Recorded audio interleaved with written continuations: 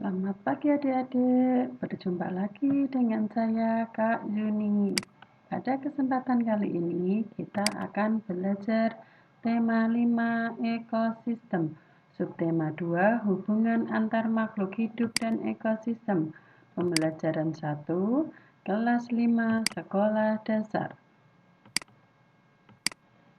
Pada kesempatan kali ini, kompetensi dasar yang ingin kita capai yaitu mata pelajaran bahasa Indonesia 3.7, menguraikan konsep-konsep yang saling berkaitan pada teks non-fiksi.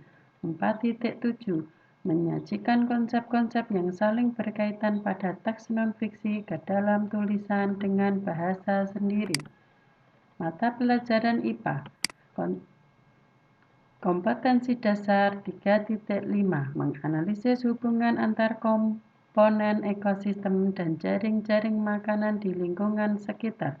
4.5, membuat karya tentang konsep jaring-jaring makanan dalam suatu ekosistem.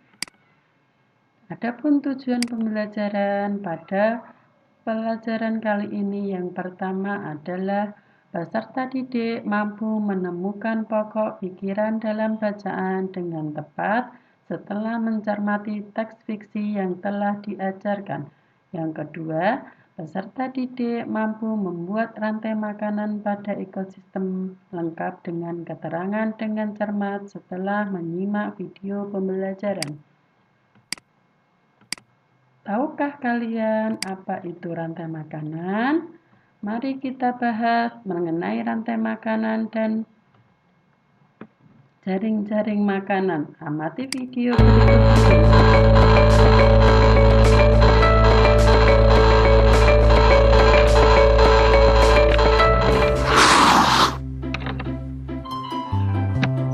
Rantai makanan. Rantai makanan adalah sebuah peristiwa makan dan dimakan antara sesama makhluk hidup dengan urutan-urutan tertentu. Dalam suatu rantai makanan terdapat makhluk hidup yang mempunyai peran sebagai produsen, konsumen, dan sebagai dekomposer atau pengurai. Mari kita simak gambar berikut ini. Contoh rantai makanan pada gambar berikut ini terdiri dari rumput, belalang, katak, ular, elang, dan juga pengurai.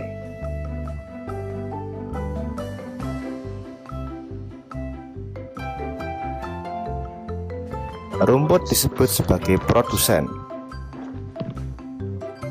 Kemudian rumput akan dimakan oleh belalang yang disebut sebagai konsumen primer atau konsumen tingkat pertama. Selanjutnya, belalang akan dimakan oleh katak. Katak disebut sebagai konsumen tingkat 2 atau konsumen sekunder. Kemudian katak akan dimakan oleh ular. Ular sebagai konsumen ketiga.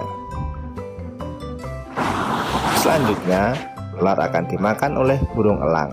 Burung elang sebagai konsumen keempat.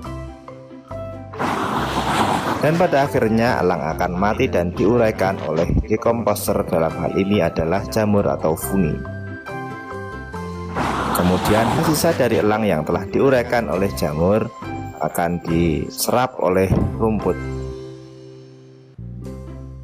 Rantai makanan menjadi jalur masuk aliran energi bagi makhluk hidup. Energi tersebut berasal dari matahari yang diubah oleh organisme autotrof atau pembuat makanan seperti tumbuhan menjadi energi kimia dalam batang, buah, daun, dan sebagainya. Sementara itu, organisme heterotrof atau tak mampu membuat makanan sendiri memperoleh energi dengan memakan organisme autotrof. Dalam suatu ekosistem umumnya tidak hanya terdiri dari satu rantai makanan, akan tetapi banyak rantai makanan. Dan dari beberapa rantai makanan inilah disebut dengan jaring-jaring makan. Mari perhatikan gambar berikut ini. Tanaman padi akan dimakan oleh tikus, belalang, dan juga ulat. Sementara itu ulat dan Ilalang juga memakan tanaman lain.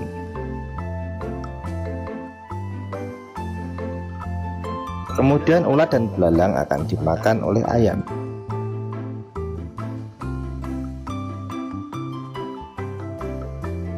Tikus akan dimakan oleh ular dan burung elang.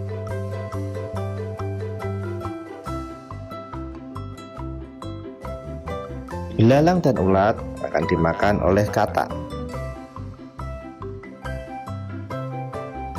Kemudian ayam juga akan dimakan oleh ular. Selain ular, ayam juga akan dimakan oleh burung elang. Inilah yang dinamakan dengan jaring-jaring makanan. Jadi, jaring-jaring makanan itu terdiri dari beberapa rantai makanan yang saling berkesinambungan. Ya, itu tadi video tentang rantai makanan dan jaring-jaring makanan.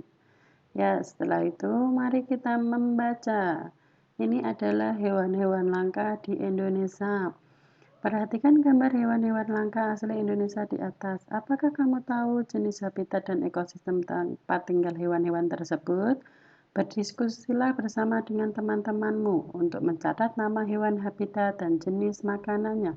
Setelah berdiskusi tentang beberapa jenis hewan langka, Siti, Udin, dan Dayu masih memperbincangkan hewan-hewan tersebut. Siti, Din, menurutmu mengapa hewan-hewan tersebut menjadi langka? Udin, tadi Bu Guru mengatakan bahwa salah satu penyebab adalah kurangnya ketersediaan makanan bagi mereka.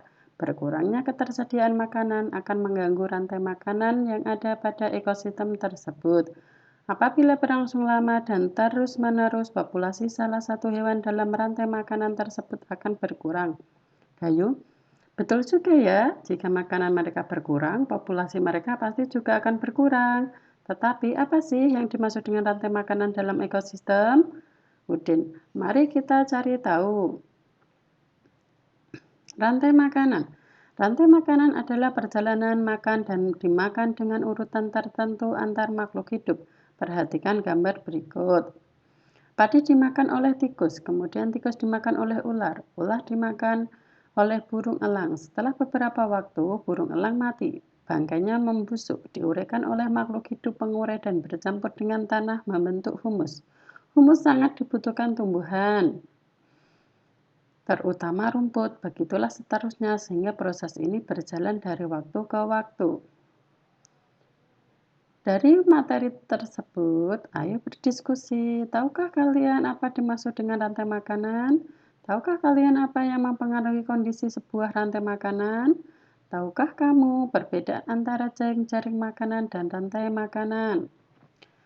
Ayo berlatih.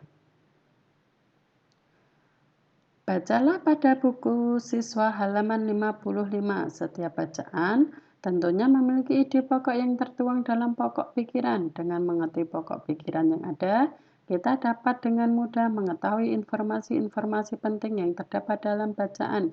Berdasarkan teks di atas, tentukan pokok pikiran yang terdapat di setiap paragraf.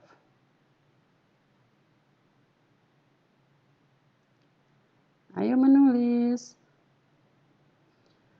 Ayo membuat peta konsep. Dengan petunjuk, bacalah teks fiksi yang berjudul Rantai Makanan di buku paket halaman 55-59. Buatlah peta konsep dari bacaan di atas. Kalian sudah pernah melihat peta konsep? Dalam bahan ajar kemarin, kita sudah belajar tentang peta konsep dari sebuah bacaan. Masih ingatkah? Selamat bekerja. Sampai jumpa dan terima kasih. Bye-bye.